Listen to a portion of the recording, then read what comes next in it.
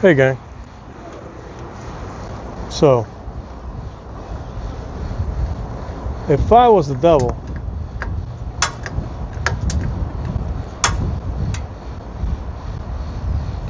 I would focus more on cultural appropriation rather than the teachings of Christ. Right? I think just about mostly everybody would agree. We see that today. We see that in today's day, how the devil has managed to infiltrate in our society here in the United States, all over the world. But something that most folks can relate with is, the music that our children will listen to, the way that, and it's always been this way, that the music that the young people listen to, and the clothing and the fashion, the way that folks dress, right? I myself was candidate for these cultural appropriations myself. Some might even say that I still am to this day. But nevertheless, I remember being young, being black was the cool thing to be for a young Hispanic descent male in a big city. Okay, the hip hop, the rap, scene was the cool thing, right? I also enjoy the pop rock scene myself. I was a bit of an oddball earlier on. Later on, it became kind of a norm, but that's where I landed. I landed on that side of things more, my early preteens, more than the pop rock. Folks that came up more in like the 60s and 70s will relate more with the pop culture of that time, and the 80s and things like that. I was born in 82, so I'm more of like late 90s to early mid 90s to just basically dying off in the early 2000s. That's when I really I'm done. I had enough, I really picked up my pants more like in the end of the 90s, so to speak, because we would drop their pants because we didn't know that it meant something perverted in the prison system. When you're young, you just imitate everything that you see, So that's why I start with, if I was the devil, I would pay a good attention to that, and not really focus my efforts in cultural appropriation and creating the culture, right? For making it cool for especially the young ones to pick up on, and have them more occupied with being cool and hip and knowing the lyrics to their favorite song and controlling perception through that cultural appropriation, rather than leading folks in the ways of Christ, right? We can all agree there, right? Oh, I know some of you see where I'm going. It's like, buckle up, children, buckle up. But I think we can all agree there. We can all agree that the devil is very cunning, very astute in his evil ways to get us early on to focus more on cultural appropriation, rather than, get caught up in a little gang think, rather than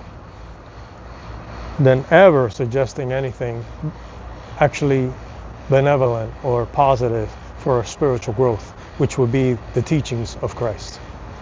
So, since now we all agree that the devil, through the powers that be and the governmentists of the world,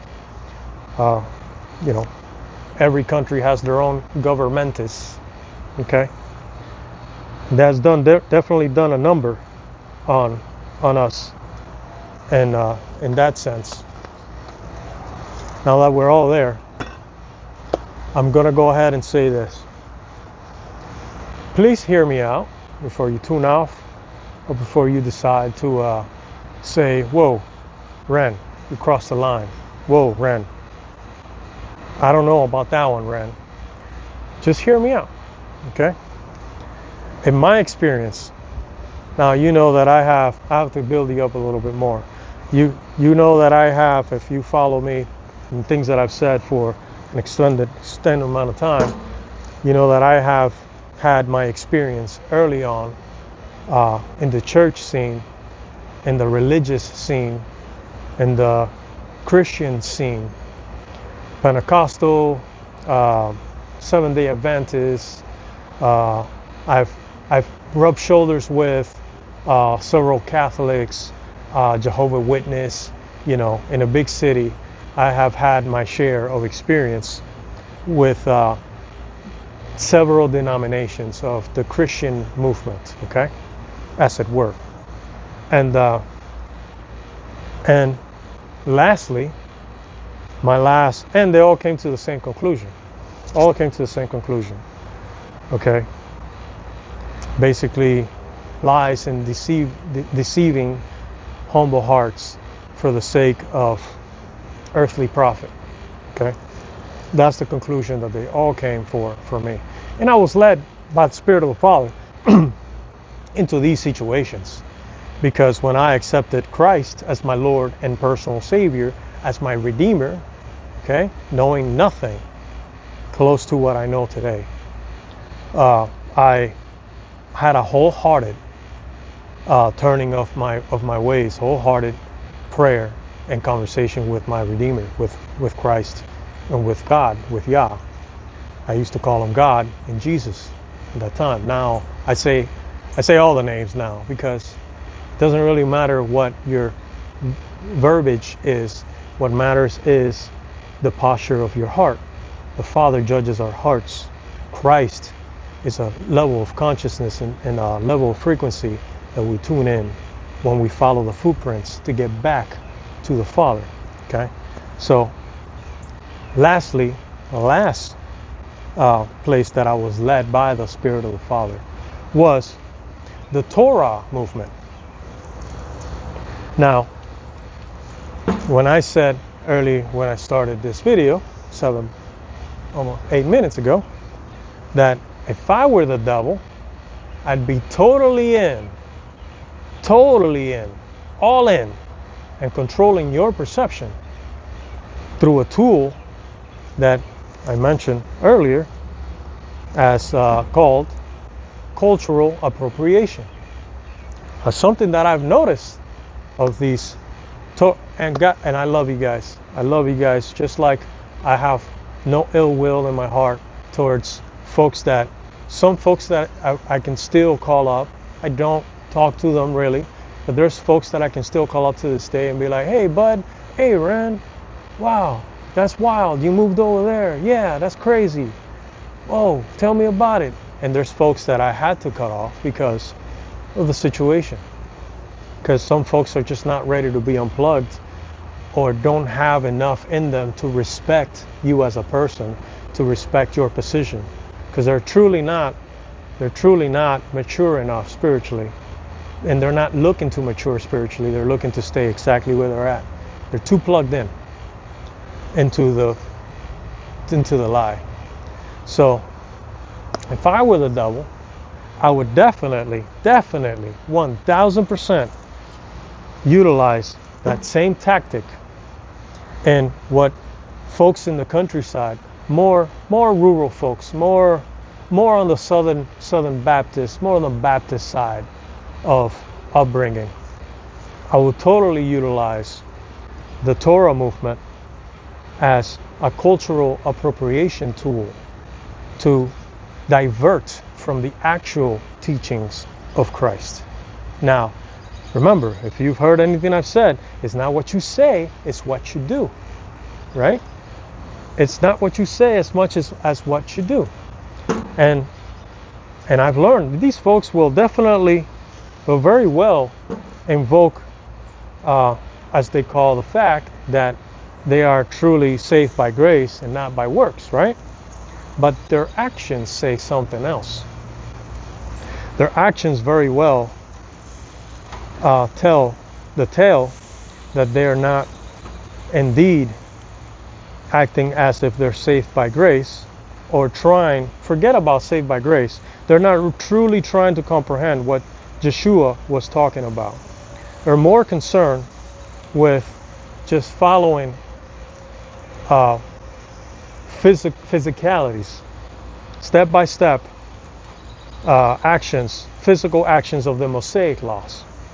Now, and appropriating the cultures of the times where the Israelites, the Hebrews, how they looked and how they act and how they talked, all the way to learning the language and all of that jazz, right? So I would consider that to be cultural appropriation. They're trying to appropriate, they're trying to behave as if they were born in those days. Now, again, hear me out, don't tune out, listen. That to me looks a lot like an outward action, an outward attempt to get to heaven, to get to the Father, as if we need to do these things in order to gain salvation. Now, I don't know about you guys, but that to me sounds a lot like working for your salvation. And if we know anything that Jesus, Yeshua HaMashiach, said, we're not saved by works, but we're saved by grace. Right? Okay. So that's why I started the video the way that I did. If I still have you, bless your heart. You're on your way. If I still have you. Because, guys, the fact of the matter is that we're living in times where none of that's going to matter. Towards the end, when we reach that fork on the road.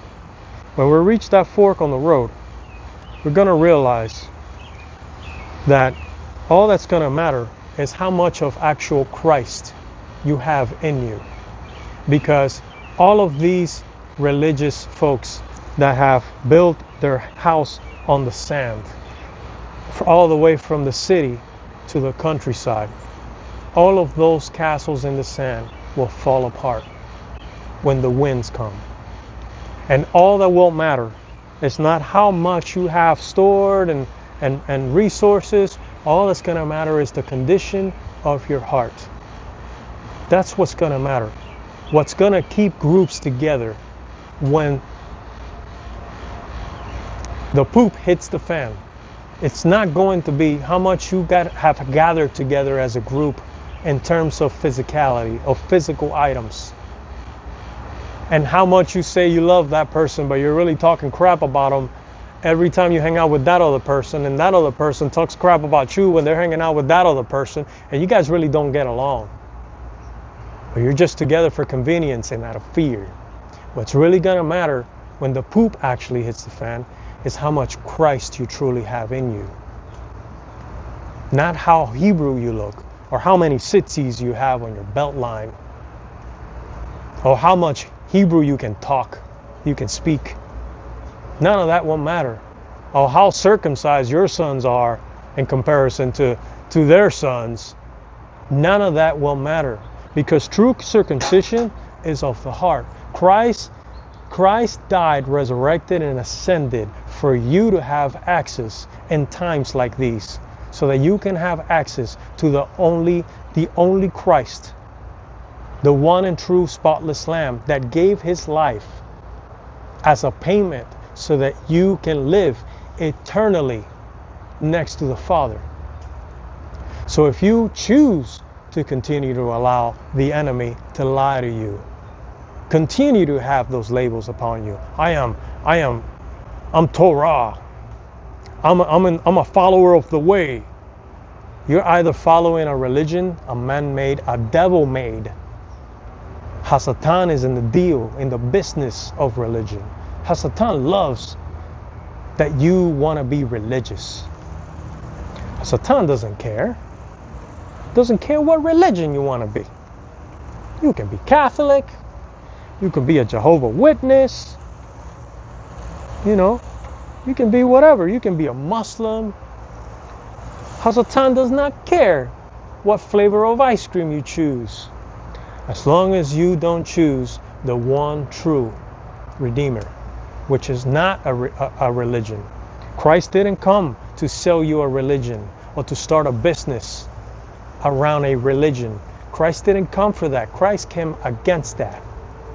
And until we figure that out and we learn that Christ came to liberate us from the very thing that the devil wants to keep our perception wrapped around, we won't truly understand who Christ is. Okay, I'm going to enjoy the rest of my day. I'm going to try not to burn these burgers. And I hope that you guys,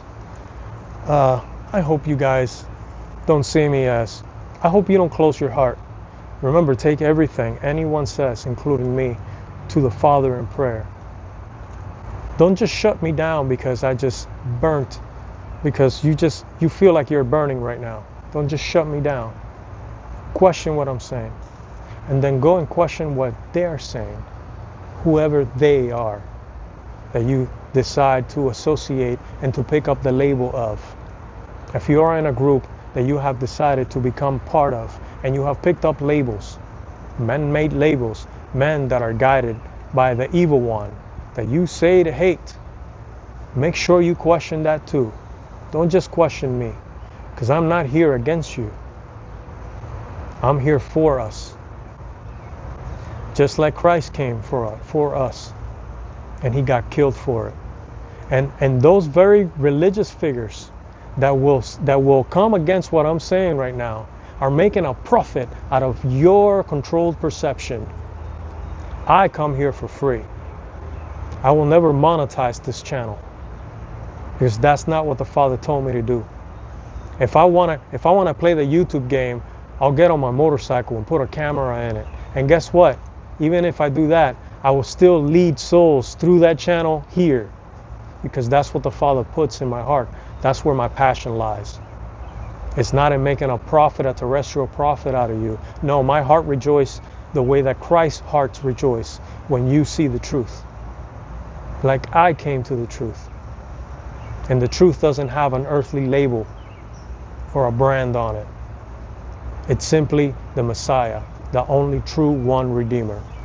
And he came to free your mind, the shackles in your mind that the devil works so hard to keep on you. All right. Bless you guys. Have a great one. And keep rocking. I'll catch you on the next one.